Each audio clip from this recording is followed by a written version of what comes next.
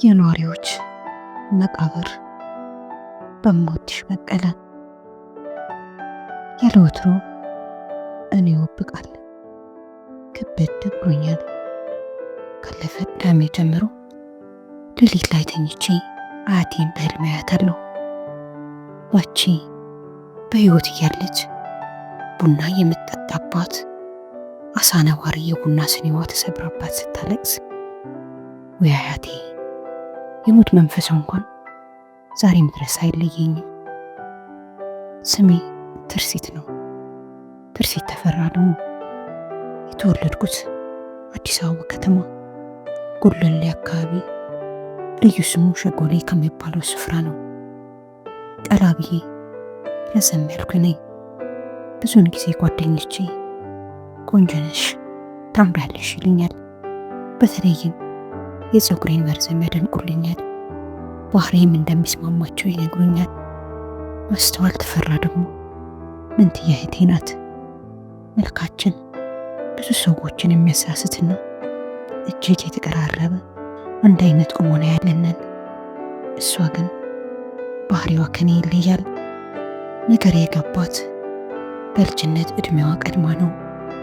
ያኔ ገና ተይ ነገን አስቢ ትለኝ ነበር። እንደኔ ሁሉንም አታምንም፣ ተጠራጣሪ ናት። እኔ ግን ሁሌ በጎ ብቻ ነበር የሚታየኝ።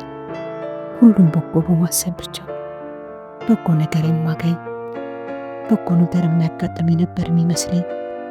ብዙ ጊዜ የማደርገው ሁሉ ጥሩ እንደሆነ የምረዳው። እህቴ ግን ገብቷታል። ነገዋን አልማ ነበር የምትንቀሳቀሰው። የእሷ ራዕይ እንዴት ይግባኝ ታዲያ? የመንትዮች ሀሳብ አንድ አይነት ነው የሚባለውን አባባል ለመቀበል እቸገራለሁ። እኔና እህቴን ያሳደገችን አያታችን ናት። እንደ ልባችን እንድንሆን አድርጋ አባታችንን አናውቅም፣ ስሙ ብቻ ነው የተረፈን ለመጠሪያ እንድንጠቀምበት። እናታችንን በዚህ ጉዳይ ላይ እኔም መንትያዬም ጠይቀናታል። ሌላ ጋር ትዳር ያለው ተከብሮ የሚኖር መሆኑን አውግታናለች። ከእሷ ጋርም የተዋወቁት እናቷን ተከትላ የዓመቱን ገብረ ክርስቶስ ለማክበር ቤተ ክርስቲያን ሄዳ መሆኑን አጫውታናለች። አስታውሳለሁ ስለ እሷና ስለ እሱ ፍቅር አጀማመር ስትነግረን በተለይ እኔ ተመስጬ ነበር ያዳመጥኳት። ማስተዋልም እንዴት ትዳር እያለው ለምን ከሱ ወለድሽን? ሌላ አባት ያላገባ አይሻልም ነበር ብላ ለጠየቀቻት ጥያቄ ፈገግ ብላ ልክ ነሽ ልጄ፣ ልክ ነሽ የኔ ቆንጆ፣ ሚስት የሌለውን መፈለግ ነበረብኝ። ነገር ግን አባታችሁ ያን ጊዜ እዛ ቤተ ክርስቲያን ውስጥ ሳዩ ልቤ ትርከክ አለ። ቁሞናው አስደነገጠኝ። እሱም እንደኔው ፈቃድ አድርጎኝ ነው መሰል ዝም ብሎ ያየኛል። የለበሰው ሙሉ ጥቁር ሰማያዊ ሱፍ ከነጭ ሸሚዙና ተስማሚ ከሆነ ባለ ሰማያዊ መደብ ቢራቢሮ ከራባት ጋር ተደማምሮ ለጠይም ፊቱ ግርማ ሞገስ ሰጥቶት አሳምሮት ነበር። የተገናኘንበት ስፍራ ደግሞ ፍጹም ይዋሸኛል ብዬ የማልጠረጥረው ቦታ ቤተ ክርስቲያን ውስጥ በመሆኑ ያቀረበልኝ የፍቅር ጥያቄ ያለ አንዳች ማንገራገር ነበር የተቀበልኩት። ወዲያውኑ እንደምንጋባ ቃሉን ሰጥቶኛል። በዚህ መሰረት ግንኙነት ጀመርን። በፍልቅልቅ አንደበቱ የሚያወጋልኝን ሁሉ አምኜ ቆየሁ። በቃሉ ግን አላገኘሁትም። አርግዤ እናንተን እዚሁ እናቴ ቤት በሰላም ተገላገልኩ። የኋላ ኋላ ባለትዳር መሆኑንም አረጋገጥኩኝ። ይሁን እንጂ ያሳለፍናቸው የደስታ ጊዜያቶች ዛሬ ድረስ ጥሩ ትዝታዎቼ ናቸው። ከዚህም በላይ እናንተን መሳይ ቆንጆ የልጆች አፍርቻለሁ። ወደፊትም ተግባሩ ጸጽቶት ይፈልጋችሁ ይሆናል። እድሜ ለእናቴ ምንም ሳታጎድል አሞላቃ እያሳደገቻችሁ ነው። እኔ መውለዴ እንጂ ልፋት የሷ ሆናል ብላ ባጭሩ ገልጻልናለች። እውነተ ማያታችን ምንም እንዳይጎልብን የምታደርገው ጥረት ቀላል አይደለም። ከምታከራያቸው ቤቶች የምታገኘው የወር ገቢ ሁሉ ለእኛው ነው የምታውለው። እኔም ደግሞ እንዴት ትወደኝ ነበር። አይዞሽ የኔ ማር፣ ተማሪልኝ፣ ማንኛውም ፍላጎትሽን ሳትደብቂ ንገሪ። እኔ ክንዴን ሳልንተራስ ምንም አትቸገሪ። ብቻ ጠንክረሽ ትምህርትሽን ተከታተይ። ትርሲቴ ደግሞ የምመክርሽን በሕይወት ዘመንሽ ሁሉ አስታውሽው። ስለ ነገ አትጨነቂ። ነገን የሚያኖርሽ ጌታ ራሱ ነው የሚያውቅልሽ። ዛሬም ብቻ የራስሽን አድርጊያት። ስስታም አትሁኚ። ያለሽን አካፊ። ብቻውን የበላ ብቻውን ይሞታል። አትዋሽ። ውሸታም ከሆንሽ ሌሎችን ብቻ ሳይሆን ልማድ ይጠናወትሽና ራስሽን ትዋሻለሽ። ያኔ ደግሞ ከማትወጪው ማጥ ውስጥ የራስሽ ውሸት ገፍትሮ ይከትሽና መውጫው ይጠፋብሻል። ምቀኛም እንዳትሆኝ። በመቅናት ያደገ የለም። ይልቅስ ዘወትር ስትጸልይ ምቀኛ አታሳጣኝ እያልሽ ጸልይ። ምክንያቱም ምቀኛ ከሌለሽ ትጉህ ሆነሽ ውስጥሽ እልህ ቋጥሮ አትቀሪም። ዝንጉ ትሆኛለሽ። ጓደኞችሽን ውደጃቸው፣ እመኛቸው። በፍጹም የሚነግርሽን አትጠራጠሪ። ሐሳባቸውንም ተቀበያቸው። ወንድም እህት አድርገው ይረዱሻል እያለች ደጋግማ ስለመከረችኝ ምክሯን መፈጸም የጀመርኩ ከዚያ ጊዜ ጀምሮ ነው። ከአንደኛ ደረጃ እስከ 9ኛ ክፍል ድረስ በትምህርቴ በጣም ጎበዝ ነበርኩ። ከምማርበት ከመድኃኔዓለም 2ኛ ደረጃ ትምህርት ቤት ያኔ የተሰጠኝ ሽልማት እስከ ቅርብ ጊዜ ድረስ ከኔው ጋር ነበር። ባለ ጥቁር መደቡ ሴኮ ሰዓት አሁን ግን ተሽጧል። የአያቴን ቃል በደንብ ለመፈጸም የተለማመድኩት በጓደኛዬ በዝፋን ሰይፉ ነው። ያለ እንቅልፍ ሳጠና አድሬ ጧት ፈተና ላይ ስንቀመጥ መጀመሪያ ለራሴ ከዚያ የእሷን የፈተና ወረቀት ተቀብያት መልሱን የምሰራው እኔ ነኝ። ይኸውም ፈታኙ አስተማሪ አየኝ አላየኝ እያልኩ የተሸማቀቅኩ። ምን ይሄ ብቻ፣ አሮጌ ልብሶቼንም በኑሯቸው ይቸገሩ ለነበሩ ሴት ጓደኞች እያመጣሁ እሰጥ ነበር ደግ እንደሆን። አሁን ግን ለኔ ማንም ይህን አያደርግልኝም። የቅርብ ጓደኛዬ ዝፋን እንኳን የ2ኛ ደረጃ መልቀቂያ ፈተናን እስክንወስድ ከኔ ያልተለየችን ውጤታችንን ስናውቅ ግን በእኔ ድጋፍ ስታልፍ መክረው ማድረሳችሁ ለዩኒቨርሲቲ መግቢያ የሚበቃ ነጥብ አመጣች። እኔ ግን አልተሳካልኝም። በዚህ የተነሳ መስመራችን ተለያየ። የፈተና ውጤት ጉዳይ ብዙ አበሳጭቶኛል። ያልጠበቅኩት አደጋ ነው። ቅስሜን የሰበረው እሱ ይመስለኛል። የነበረኝን የትምህርት ፍላጎት ከውስጤ ነጥቆ የወሰደብኝ በእርግጠኝነት ይሄው ነው።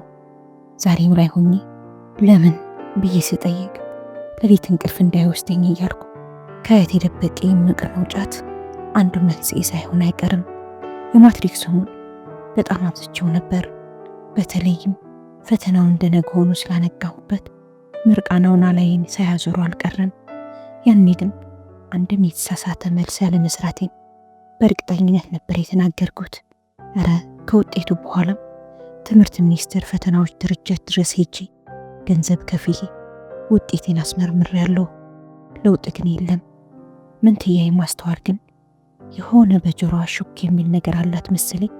አንድም ቀን ከኔ ጋር ወይም ከጓደኞቼ ጋር እንደ ልጅ ቅብጠት አምሯት አንዲት ቀን በጫት እንኳን ቅም አታውቅም።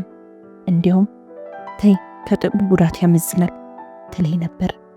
ግን እንዴት ብዬ፣ ጫት ደግሞ ደስ ይላል። አሁንም ቢሆን አልተለያየንም። በየቀኑ ነው ቀጭ ማደርገው። ብቻ ከበፊቱ ተጠቃሚው የበዛ መጣ።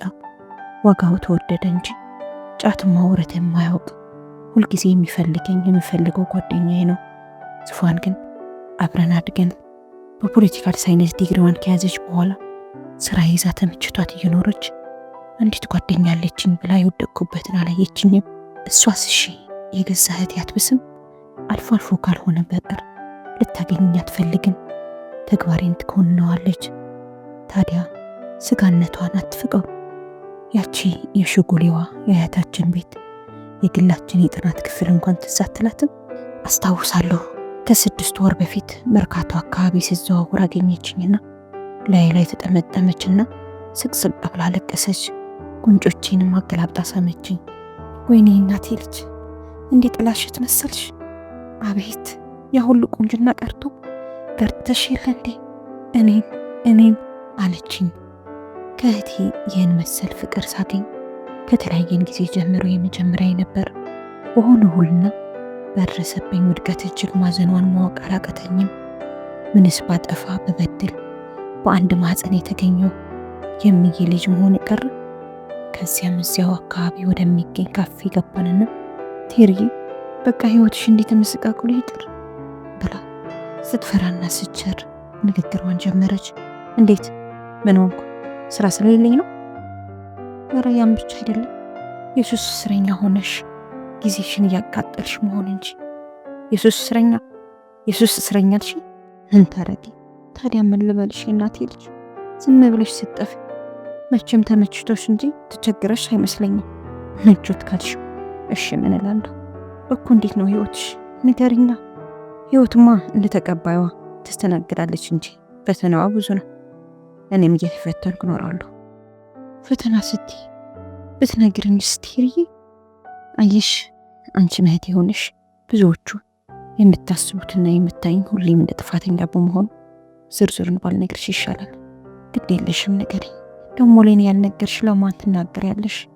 እንግዲያውስ አንዲት ሴት ወጣት ከቤት ያለ እቅድ ትምህርቷን አቋርጣ ወጥታ ደግሞ ማረፊያዋና ዙሪያዋን የከበባት ምን እንደሆነ ካላወቀች በሬ ሆይ ሳሩን አይተ ገደሉን ሳታይ እንደሚባለው ለእንግልት ትዳረጋለች። ደሞስ የት ወደቀች የት ገባች ብለሽ መች ፈለግሽ? እንደገባችው ትወጣው አይደለም ያልሽ? ሱማ ትክክል ነሽ ቴሪ አለችና ግራ እጇን ጠረጴዛ ላይ በማሳረፍ ግራ ትከሻዋን ከግድግዳ ጋር አስታካ በመስኮት በኩል ወደ ፊት ለፊት አሻግራ አየት አደረገችና እንደገና አንገቷን ወደ እኔ ዘንበል አደረገች። ንግግሬን ቀጠልኩ። መጀመሪያ እድሜ በራሱ የሚያደርሰው ተጽዕኖ አለ፣ ሁሉን የማወቅ ጉጉት፣ ከዚያ ተጠልፎ መውደቅ። እኔም ከቤት የወጣው ሰሞን ለነገሮች ሁሉ አዲስ በመሆኔ ብዙም የተከፋሁበት ሁኔታ አላጋጠመኝም። ከዚያ ወዲህ ግን ራሴን ጠልቼ በራሴ ላይ የችግር ጥምጥሞሽን ይበልጡን አወሳሰብኩት። ለችግሮች ራስሽን አጋልጥሽ የሰጥሽ ይመስለኛል። ሊሆን ይችላል። ነገር ግን እንደኔ አይነት ወጣቶች በቀላሉ ተደልለው ከጀመሩት ህይወት ፈጥነው ለመላቀቅ ያዳግታቸዋል። ያለው አማራጭ ገንዘብ ለማግኘት ከማይፈልጉት ጋር ተኝቶ መነሳት፣ የደላው መስሎ ለመታየት መብለጭለጭ ነው። ራስን በሲጋራ በመጠጥና ተጓዳኝ ነገሮች ውስጥ መወሸቅ፣ መዳር ሳይፈልጉ መደፈር፣ ህሊናን እየጎዱ ገላን መሸጥ፣ ይህ ሁሉ ተደርጎ ሳንቲም ካልተገኘ ተደፍቶ ማሳለፍ ስለመጪው ቀን ብዙም ያለ መጨነቅ ነው። ቴሪ አንቺ ውስጥ ሆነሽ የምታውቂውን ያህል ባላውቀውም ያለውን ፈታኝ ሁኔታ እረዳዋለሁ። ግን ለምን በቃ ብለሽ አትዩ? እንዴት አድርጌ በአልኮልና በሲጋራ ጢስ ጤናሽን ከማጣትና ያለ ዓላማ ከመና ወስነሽ ሁሉንም ብታዩስ? ለመተው አልችልም። እባክሽ ለምን? በዚህ ተጎጂዋ እኔ ብቻ ነኝ፣ አንቺም ነሽ ተነካ አልኳት። ፊቷን ቅጭም አድርጋ ለደቂቃዎች ያህል በሁለት እጆቿ ጉንጮቿን ይዛ ትክ ብላ ተመለከተችኝ። ይልቅሽ ቡናሽ ቀዘቀዘ ብዬ የራሴን በአንድ ተንፋሽ ጨለጥኩት። ቴሪ ለምን አልነካም? የትደርሻለሽ የተባልሽው እህቴ እንዲህ ስትሆኝብኝ አለችና የተናነቃትንም ባለቀቀችው። ምን ያስለቅስሻል? እውነት ለኔ ያዝነሽ ነው? ላንቺ ያልታዘነ ለማን ይታዘናል? የኔ ጉዳይ ያለፈበት አይመስልሽም? ምንም አላለፈም። ዛሬ የሆኑ ጀመረሽ ራስሽን መለወጥ ትችያለሽ አለች። አባወራ እናደደኝ። እኔን እንዲተምትኝ ከተሞቹን ሁሉ እያዳረሰ ያለውን የሱስ ወረርሽኝ ለመግታት ጥረት እንዲያደርግ በመስሪያ ቤትሽም ሆነ በሌላ በኩል አትሞክሪም? ቀባጣሪ አልኩባይ። ዳሩ አንቺ ብቻ አይደለሽም፣ ሁሉም ነው። ትንሽም ትልቁም ወጣቶች ስነ ምግባራቸው ዘቀጠ፣ ጓደኛ ሱስ ተጠመዱ፣ HIV ኤድስ ተስፋፋ፣ ስራ አጥነት በዝታ፣ ምንትስ ቅበጥስ ሲል ሲያወራ ይውልና ጀንበር ዘቅዘቅ ስትል ቀን ሲኮንነው የዋለውን ራሱ ሲዘፈቅበት ያመሻል። መፍትሄ መስጠት ብሎ ነገር የለም ማውራት እንጂ አልኳት። እሺ እኔ መፍትሄ የሚለውን ትቀበያለሽ ቴሪዬ አለች። እንደ በፊቱ ቴሪዬ ብላ ስላቆላመጠችኝ አሳዘነችኝ። በውስጤ ወይ እህቴ የእናቴ ልጅ እንዳንቺ ልብ ሰጥቶኝ ያልሽኝን በሰማሁ ነው እየተቆጨሁና እስቲ ንገሪኝና ከተስማማሁበት ለምን አልቀበልሽም ብዬ መለስኩላት። እንግዲያውስ እስካሁን ከህይወትሽ ላይ ያባክንሽው ሁሉ ይበቃሻል። የእህታችን ቤት ደግሞ የኔና ያንቺ የግል ንብረታችን ነው። ይህንንም በህግ አስወስኛለሁ። ብንፈልግ የመሸጥ መብት አለን። አንቺ ከቤት ወጥተሽ እንዲህ ስትጉላይ የሚጨክን አንጀት የለኝም አልሰማኝ ብለሽ እንጂ ብቸግረኝ አንድ ቀን በራስሽ ጊዜ ድርጊትሽ ተጸጽቶሽ ትመለሻለሽ፣ ዞሮ መግቢያ ትፈልጊያለሽ ብዬ እንጂ ጠልቼሽ ወይም ድርሻሽን እንዳንዳንዶቹ ራሴን ወድጄ ልነጥቅሽ አላሰብኩም። ስለዚህ ከዛሬ ጀምሮ እኔ ወደ ቤትሽ ግቢና አብረን ተመካክረን እንኖር። ቀጥለንም ራስሽን የምትቀይሪበትን መንገድ እንፈልጋለን አለች።